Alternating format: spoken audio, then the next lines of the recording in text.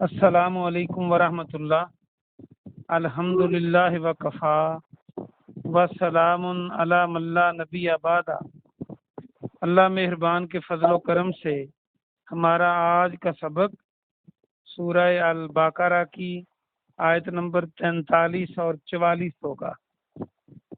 اعوذ باللہ من الشیطان الرجیم، بسم اللہ الرحمن الرحیم۔ وَأَقِیمُوا الصَّلَاۃَ، اور قائم کرو نماز۔ واو اور اقیمو تم سب قائم کرو۔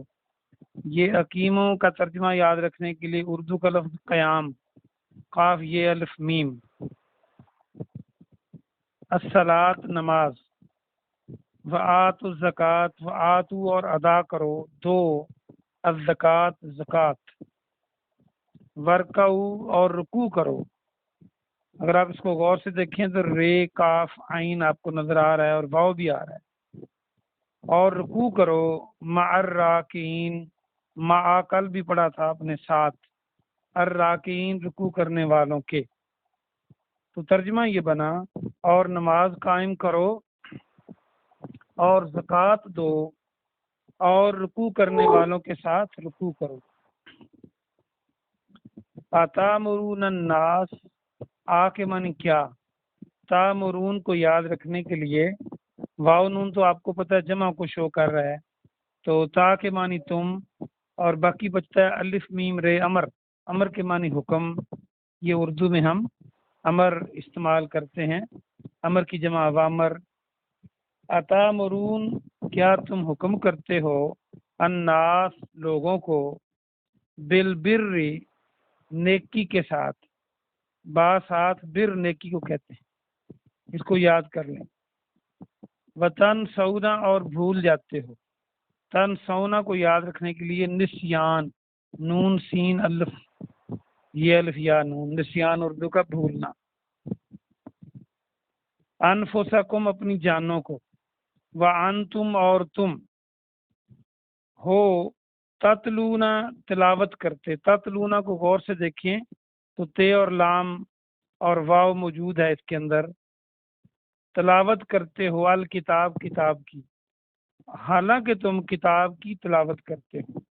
افلا تعقلون، افلا کیا پس نہیں، تعقلون تم کو عقل نہیں، عین کاف لام موجود ہے اس میں۔ تو ترجمہ یہ بنا، کیا تم لوگوں کو نیکی کا حکم دیتے ہو اور خود بھول جاتے ہو، اور حالانکہ تم کتاب کی تلاوت کرتے ہو، کیا تم عقل سے بالکل ہی کام نہیں لیتے؟ یہ اس کا آسان سا ترجمہ تھا۔ آئیے ہم اس کی مختصر تفسیر دیکھتے ہیں۔ آپ کو یاد رہے کہ یہ بنی اسرائیل کو اللہ سبحانہ و تعالیٰ کہہ رہا ہے، وہی بات چل رہی ہے، اور یہ انڈائریکٹ سب قیامت تک آنے والے لوگوں کو بھی کہا جا رہا ہے۔ وَأَقِیمُوا الصَّلَاةَ، اور نماز قائم کرو۔ نماز قائم کرنے کا مطلب یہ ہرگز نہیں کہ کبھی پڑھ لی کبھی چھوڑ دی، کبھی دل کیا تو پڑھ لی، دل نہ کیا تو وقت پہ نہیں پڑھی، وقت کو گزار کے پڑھی، اور پورے ارکان کے ساتھ نہ پڑھنا بھی نماز کا قائم نہ کرنا ہے۔ یعنی نماز کو اس قدر جلدی میں پڑھا کہ رکوع اور سجود اور قیام اور جو بھی نماز کے ارکان ہیں ان کو اچھے طریقے سے ادا نہیں کیا، اور پھر پیارے نبی جناب محمد صلی اللہ علیہ وآلہ وسلم کے طریقے پر اگر کوئی نہیں پڑھتا تو وہ نماز کا قائم کرنا نہیں ہے۔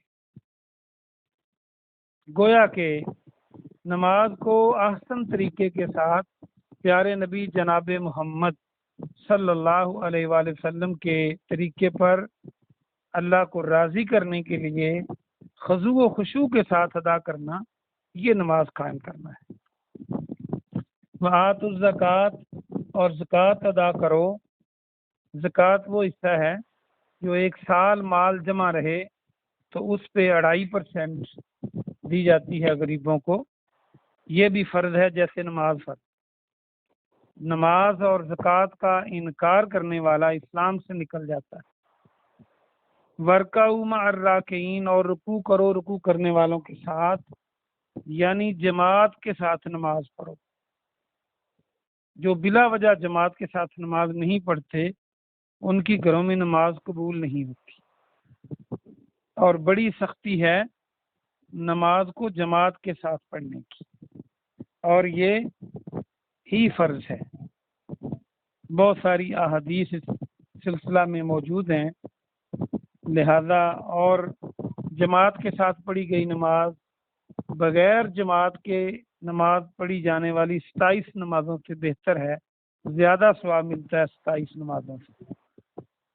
تو کیا دنیا میں ہمیں کوئی ایسا کاروبار ملے جس میں ہم کام ایک کریں اور ہمیں اس کا اجر 27 گنا ملے؟ تو ہم کبھی نہیں چھوڑتے، لیکن آخرت چونکہ ہمیں نظر نہیں آتی اور ہم اس کو بہانہ ہی بناتے رہتے ہیں۔ آگے فرمایا، کیا تم لوگوں کو نیکی کا حکم دیتے ہو اور اپنے آپ کو بھول جاتے ہو؟ مطلب یہ ہے کہ لوگوں کو تو کہتے ہو کہ نیک کام کرو، لیکن خود نیک کام نہیں کرتے۔ جو لوگ لوگوں سے کہیں کہ نیک کام کرو، نماز پڑھو، اچھے کام کرو، جھوٹ سے بچو، چوری نہ کرو، فراڈ دھوکہ نہ کرو، جو لوگ خود اس سے نہ بچیں لیکن لوگوں کو کہتے رہیں، تو دیکھیں اللہ کیا فرما رہا ہے۔ اللہ فرما رہا ہے کہ ایسے لوگ عقل سے کام نہیں لیتے، یہ بے وقوف لوگ ہیں۔ اور دوسری بات اللہ یہ بتا رہا ہے کہ حالانکہ تم کتاب کی تلاوت کرتے ہو، اس کا ایک معنی یہ بھی بنتا ہے کیونکہ بنی اسرائیل کو کہا جا رہا ہے کہ تم ایک طرف تو کہتے ہو کہ نیکی کی طرف آؤ، اور دوسری طرف تم خود نیکی کی طرف نہیں آتے۔ تم حالانکہ کتاب پڑھتے ہو، جو کچھ آپ کی کتاب میں لکھا ہوا ہے، جب لوگوں کو کہتے ہو تو خود کیوں نہیں کرتے؟ اور ہمیں بھی ہے یہ قیامت تک کے مسلمانوں کے لیے۔ اور کیا تمہیں عقل نہیں ہے؟ یقیناً ایسا بندہ جو لوگوں کو جہنم کی آگ سے بچانے کی کوشش کرے، عذاب قبر سے بچانے کی کوشش کرے اور خود نہ بچے، تو اس کو کون عقل مند کہے گا؟ پھر پیارے نبی جناب محمد صلی اللہ علیہ وآلہ وسلم نے ایسے لوگوں کے لیے بڑی وعید فرمائی ہے۔ صحیح حدیث ہے کہ قیامت کے دن ایک بندے کو جہنم میں پھینک دیا جائے گا، اور جب وہ جہنم میں گرے گا تو اس کی انتڑیاں اس کے پیٹ سے باہر نکل آئیں گی، اور وہ انتڑیوں کے گرد گھوم رہا ہوگا اس کی جو باڈی ہے۔ تو جہنمی لوگ دیکھ کر حیران ہوں گے، پوچھیں گے تم تو ہمیں نیکی کا حکم دیتے تھے، تو آج تمہیں کس چیز نے یہاں پہ بھیج دیا اور یہ حالت ہوگی تمہاری؟ تو وہ کہے گا کہ میں آپ کو تو نیکی کا حکم دیتا تھا لیکن خود نہیں کرتا تھا۔ تو ہمیں دوسروں کو نیکی کا حکم بھی کرنا چاہیے اور خود بھی عمل کرنا چاہیے۔ اگر ہم خود عمل نہیں کرتے تو اندازہ کر لیں کہ کیا صورتحال بنے گی قیامت والے سے۔ اور پھر ایک اور حدیث میں ابن حبان کی حدیث ہے اور صحیح روایت ہے سند۔ آپ نے فرمایا کہ جب میں نے معراج کی تو معراج کے وقت مجھے ایسے لوگ دکھائے گئے، ایک روایت میں آتا ہے کہ ان کے ہونٹ آگ کی کینچیوں سے کاٹے جا رہے تھے، اور دوسری روایت میں آتا ہے ان کی زبان اور ہونٹ دونوں کاٹے جا رہے تھے آگ کی کینچیوں سے۔ پوچھنے پر جبریل امین نے بتایا کہ آپ کی امت کے وہ لوگ ہیں جو خود نیک کام نہیں کرتے، لوگوں سے کہتے رہتے ہیں کہ تم کرو۔ تو اندازہ کیجئے کہ ہم جب خود نیک کام نہ کریں اور دوسروں کو کہیں تو ہمیں کیا فائدہ ملا۔ اور یہ کوئی نمود و نمائش نہیں ہوتی، یہ کوئی نمک مرچ لگا کے لوگوں کو قائل کرنے کی بات نہیں ہوتی، بلکہ آپ اللہ کے داعی ہیں، آپ دین کے داعی ہیں، ہر مسلمان داعی ہے۔ یہ نہیں کہ صرف جمعے پڑھانے والے اور علماء کرام ہیں، یہ ہر مسلمان پر ہے، مرد ہو یا عورت۔ جتنی بات اس کی سننے والے جو لوگ ہیں ان سے کہے وہ، اور خود بھی عمل کرے۔ کلکم رائع و کلکم مسئولہ، پیارے نبی کی حدیث ہے کہ ہر ایک نگہبان ہے اور اس کی رعیت کے بارے میں اس سے پوچھا جائے گا۔ جتنا کسی کا بس چلتا ہے اس سے پوچھا جائے گا۔ تو اس لیے ہمیں خود بھی دین پہ عمل کرنا ہے اور دوسروں کو بھی اس کی تلقین کرنی ہے۔